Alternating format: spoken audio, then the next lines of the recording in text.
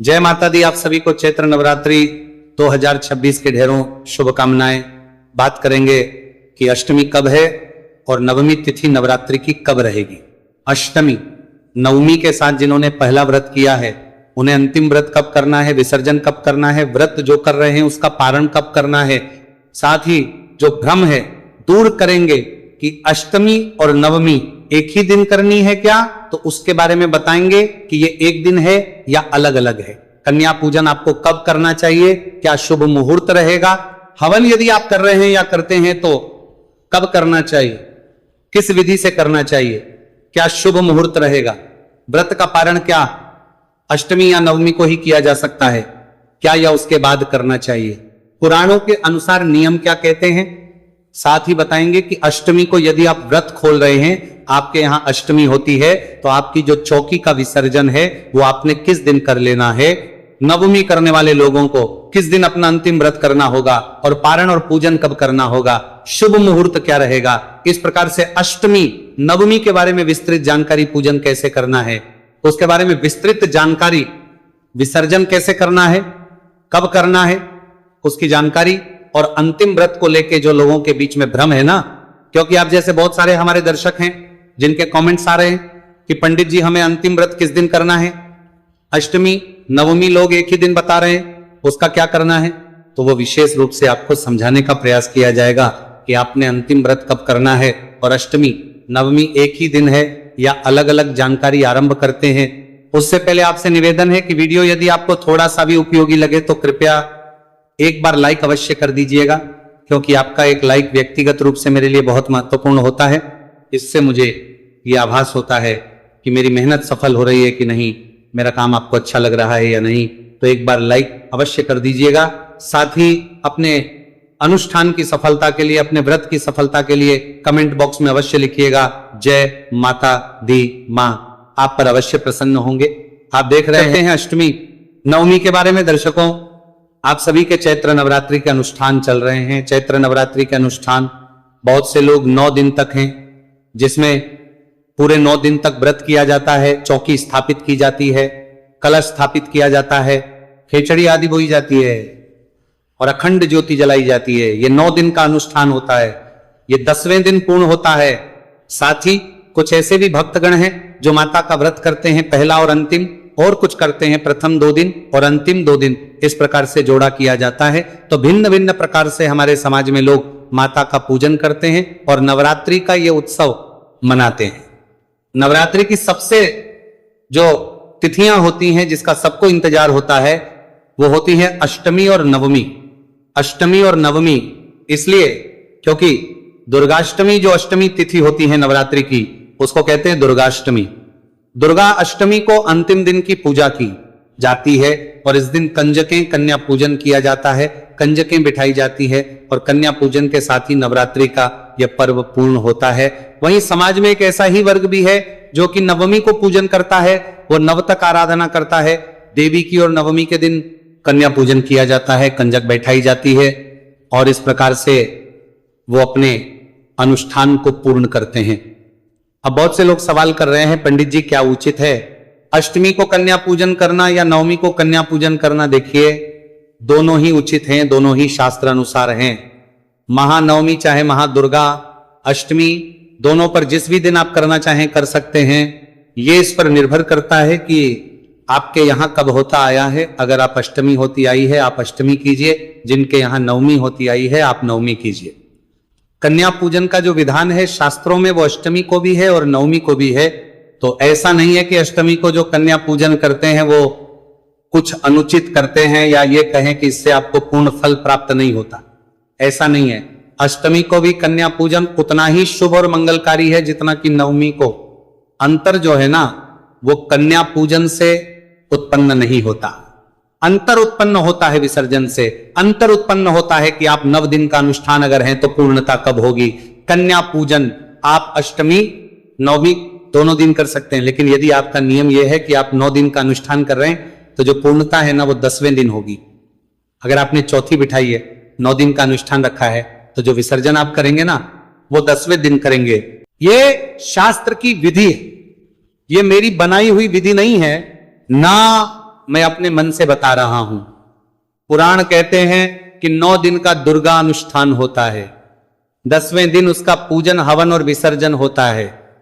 तो यह विशेष रूप से आप लोग ध्यान रखिएगा कि जिसने यदि 9 दिन का अनुष्ठान किया है तो वो कन्या पूजन नवमी को करेंगे। लेकिन जो विसर्जन होगा, माता की चौकी आपने लगाई है, अखंड ज्योत जो जली है वो 10वीं को ही विसर्जित होगी, 10वीं को ही हटाई जाएगी, उससे पहले आप उसे नहीं हटा सकते। प्राणों के अनुसार यह दोष जनित है कि लोग अष्टमी करते हैं, अष्टमी को कन्या पूजन करते हैं और कन्या पूजन के साथ ही जो ज्वारे आपने बोए हैं उसका विसर्जन कर देते हैं।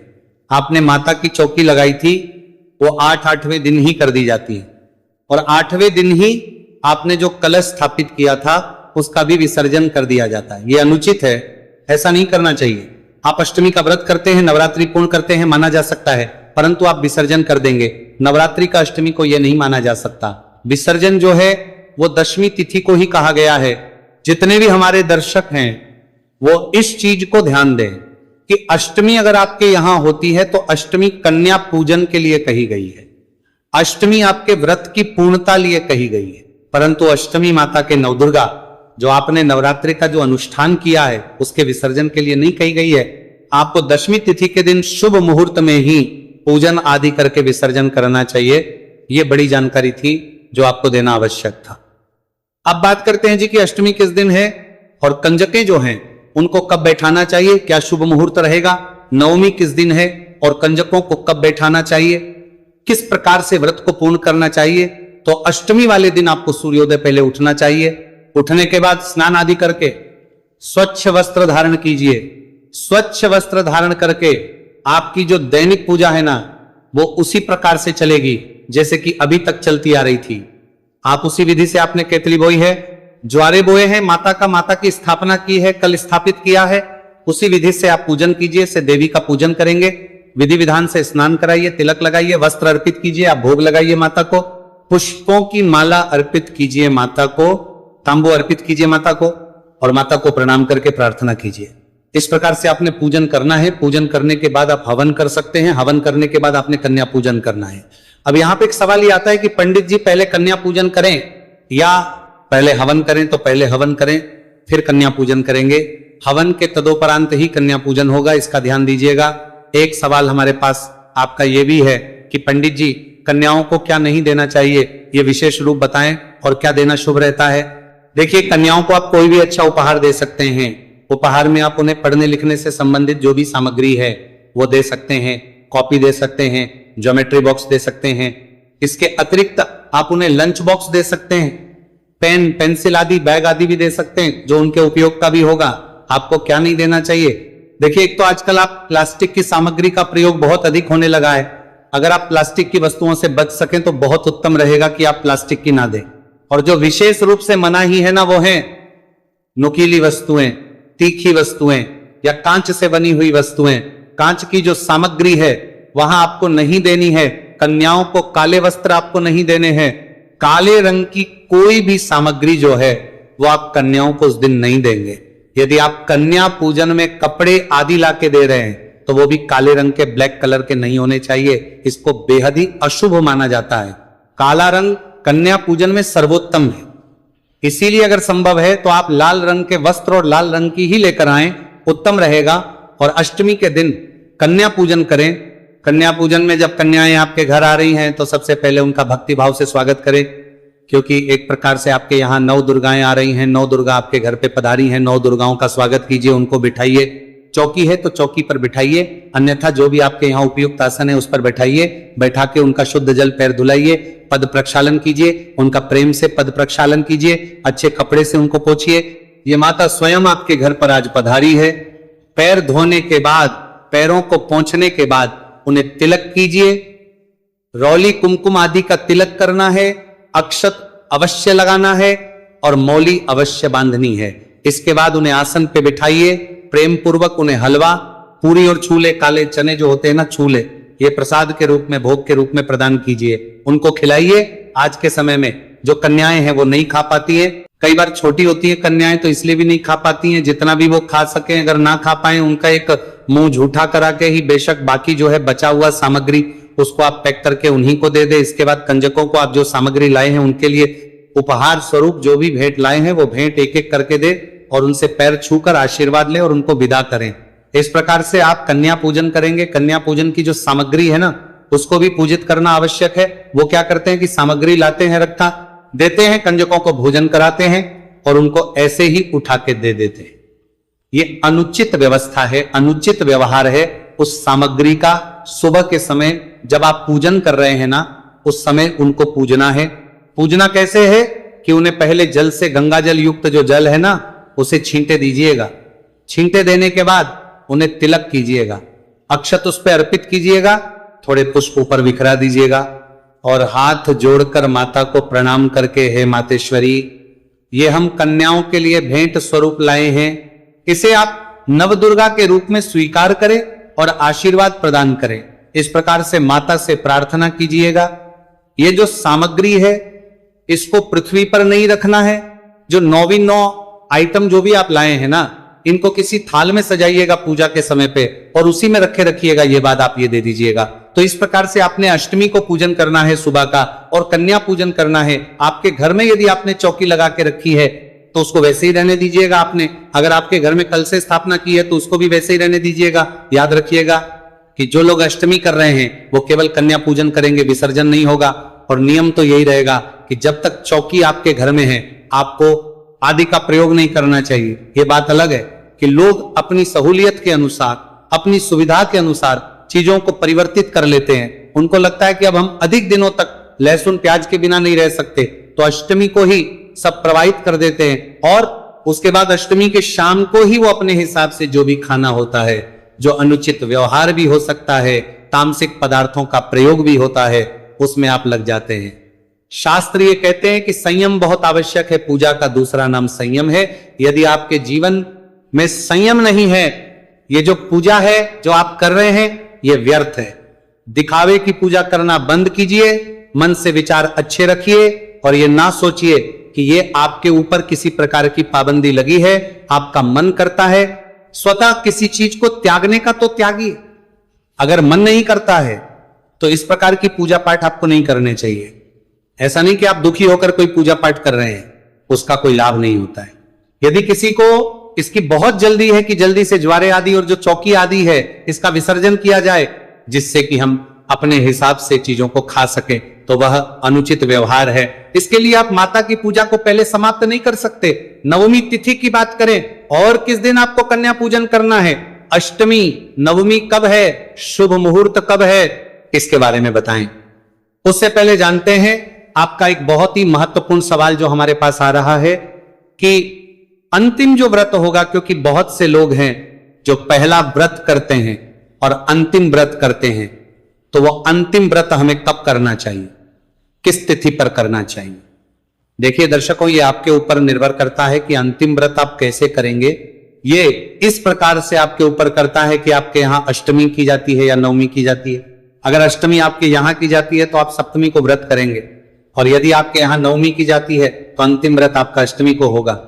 यहां एक और संशय आपका दूर करें जो आपके मन में किसी ने टाल दिया होगा कि सप्तमी और अष्टमी एक ही साथ है क्या। जी नहीं, सप्तमी और अष्टमी दोनों अलग अलग दिन है, दोनों एक साथ नहीं है। एक नवरात्रि कम हुई थी लेकिन वो नवरात्रि तिथि थी तृतीया, इसीलिए दूसरा और तीसरा नवरात्रि एक साथ था, द्वितीया और तृतीया नवरात्रि एक साथ थे। अभी जो तिथि है वो सब एक एक दिन में एक एक तिथि है, चाहे वो चौथी हो, पांचवी, छठी, सातवीं, सब तिथियां एक एक दिन में पूर्ण रूप से है। इसीलिए सप्तमी अष्टमी एक नहीं। और अंतिम व्रत नवमी करने वाले अष्टमी को करेंगे और जो अष्टमी करते हैं वो अंतिम व्रत सप्तमी को करेंगे। इसी प्रकार से अब बात करते हैं कि जिनके यहां पे नवमी पूजी जाती है वो किस प्रकार से पूजन करेंगे। भगवान रामचंद्र का पूजन भी किया जाएगा क्या। देखिए, जो चैत्र मास के शुक्ल पक्ष के अर्थात नवरात्रों में आने वाली जो चैत्र की नवमी है ना, ये भगवान श्री रामचंद्र का जन्म दिवस भी है। इस दिन भगवान श्री रामचंद्र का अवतरण इस पृथ्वी पर हुआ था, इसीलिए यह तिथि बहुत महत्वपूर्ण है। इसे महानवमी कहा जाता है। इस दिन मां जगदम्बा के नवरात्रि पूर्ण होते हैं, इसीलिए उनके जो व्रत है वो पूर्ण तो होते ही है। साथ ही इस दिन रामचंद्र जी, भगवान रामचंद्र जी का जन्मोत्सव भी विधि विधान से मनाया जाता है। भगवान रामचंद्र की पूजा आपने किस विधि से करनी है, करना है, इसके बारे में हम आपको अलग से वीडियो बना के बता देंगे। यहाँ हम केवल अष्टमी, नवमी, नवरात्रि से संबंधित बात कर रहे हैं। तो आपको जो नवमी करते हैं उन्हें भी सुबह सूर्योदय से पहले उठना है। उठने के बाद स्नान आदि करके पूजन करना है। देखिए, एक चीज का आपको विशेष ध्यान रखना है। शुभ मुहूर्त कहते हैं कि पंडित जी शुभ मुहूर्त देखें कि ना देखें। शुभ मुहूर्त यदि ना भी देखें, क्योंकि जो दुर्गा अष्टमी है और दुर्गा नवमी, महानवमी जिसे कहते हैं, ये दोनों ही तिथियां अत्यंत मानी जाती हैं। इनमें पूरा दिन कंजक पूजन किया जा सकता है, माता का पूजन किया जा सकता है, हवन कर्म आदि किया जा सकता है। शुभ मुहूर्त यदि आप नहीं भी देखते हैं तो भी, परंतु एक बात ध्यान अवश्य रखनी चाहिए, वो ये कि इन तिथियों में भी राहु काल का समय होता है। राहु काल के समय को आपको अवश्य ही देखना पड़ेगा, चाहे तिथि कितनी भी शुभ क्यों ना हो, उसमें 1.5 घंटे का लगभग समय होता है प्रतिदिन राहु काल का। तो आप जिस दिन अष्टमी नवमी की कंजक बिठा रहे हैं ना, उस दिन राहु काल का समय आपको अवश्य ही करना चाहिए। राहु काल के समय में आप कंजक ना बिठाए। हाँ, अगर आपने कंजक पहले बिठा दी है और उसके बाद राहु काल आता है तो उसमें दोष नहीं है, परंतु कंजक पूजन जो है राहु काल के समय में आप नहीं करेंगे। इस 1.5 घंटे में आप नहीं करेंगे, बाकी समय में आप कर सकते हैं। शुभ मुहूर्त कैसे है, कब है, यह हम आपको अभी बताने जा रहे हैं। सूक्ष्म रूप से पहले नवमी की जानकारी दे दें, उसके बाद हम मुहूर्त पर ही आ रहे हैं कि कौन सी तिथि का मुहूर्त कब है और किस प्रकार से किस शुभ मुहूर्त में आपको करना चाहिए। तो नवमी के दिन जिन लोगों के यहां नवमी होती है, वो नवमी के दिन सूर्योदय से पहले उठेंगे। स्नान आदि करने बाद आप अपना नवरात्रि का जो दैनिक पूजन है उसको करेंगे। दैनिक पूजन उसी विधान से किया जाएगा जैसे कि आप अभी तक करते आए थे, परंतु हां, इसमें पुष्पांजलि अवश्य कीजिएगा। नवमी का जब आप पूजन करेंगे तो उसमें पुष्पांजलि अवश्य कीजिएगा, क्षमा याचना कीजिएगा, देवी से क्षमा याचना कीजिएगा, पहले से पूजन कीजिएगा, देवी को अर्पित कराइएगा। कराने के बाद स्नान कराइएगा, स्नान करा के पंचामृत से स्नान कराइएगा, शुद्ध जल से स्नान कराइएगा। शुद्धियों तक स्नान कराने के बाद देवी को वस्त्र अर्पित कीजिएगा। आप अष्टमी व नवमी को माता को श्रृंगार की सामग्री अवश्य ही अर्पित करनी है, यह हम बता रहे हैं सभी के लिए। नवमी को बीजे का अर्पित करनी है, और चाहे आपने 9 दिन का अनुष्ठान रखा है, चाहे आप केवल अष्टमी नवमी करते हैं, एक ही दिन करते हैं, आपको इस दिन माता को श्रृंगार की वस्तुएं अवश्य अर्पित करनी चाहिए। अगर अधिक ना ला सके तो मांग में भरने के लिए सिंदूर, काजल, बिंदी, चूड़ियां और नेल पेंट, ये 5 चीजें तो आपको अवश्य रूप से माता को अर्पित करनी ही चाहिए। और अगर 5 ना कर पाए तो आपको मांग का सिंदूर और चूड़ियां अवश्य रूप से माता को चढ़ानी चाहिए इस दिन। और लाल रंग का कोई वस्त्र, जैसे कि आप साड़ी ले सकते हैं, कोई अच्छी साड़ी ले सकते हैं या फिर कोई चुनरी ले सकते हैं, जैसी आपकी सामर्थ्य हो। मैं नहीं कहूंगा कि आपको बहुत महंगा ही लेना है, आप अपनी सामर्थ्य के अनुसार लीजिएगा।